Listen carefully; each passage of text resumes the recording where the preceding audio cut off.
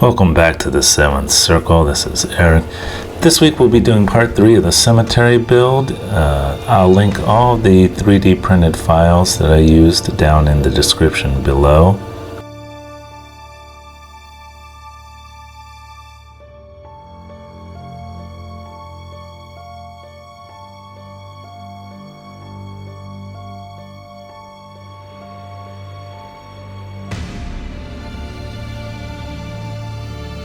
Okay, I use my Green Stuff World Flagstone roller here. You make sure you want to wet this down before you roll it over this clay. I'll also link the video up in the description where I go over this process a little bit more in depth if you want to check it out later.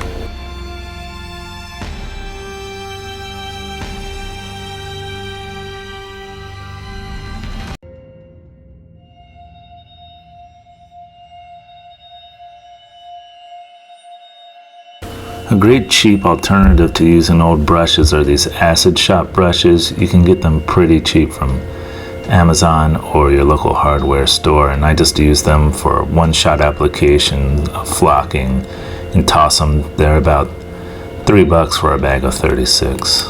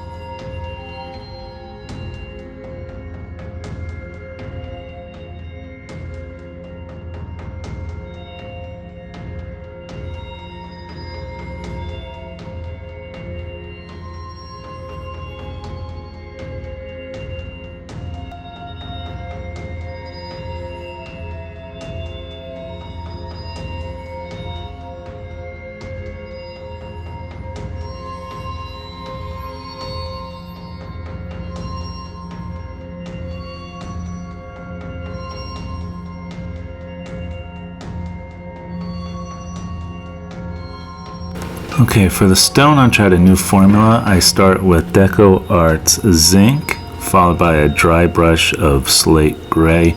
It's a formula I came across on GamingGeek's channel. I'll link his video in the description, and if you're not subscribed to him or you don't know about his channel, it's definitely worth taking a look at. It's got a lot of good stuff there.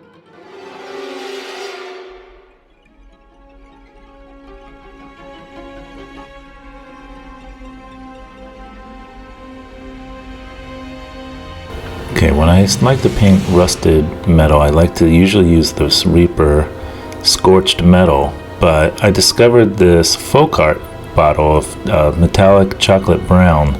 It looks exactly like it once it's dried up. So for terrain, it's great because it's very cost effective and you can cover a lot of terrain for a little bit of money.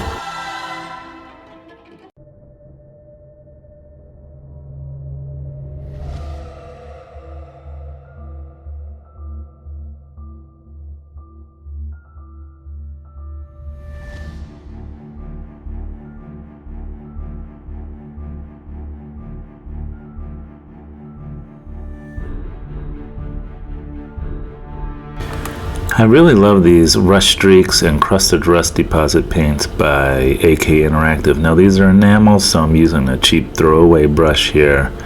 I'm starting with the Rust Streaks, just kind of giving it a general wash all over the metal to give it that base, and then I'm going to be following it up with the light crusted rust. The dark crusted rust was a little bit too much, but you know, you can use it to taste.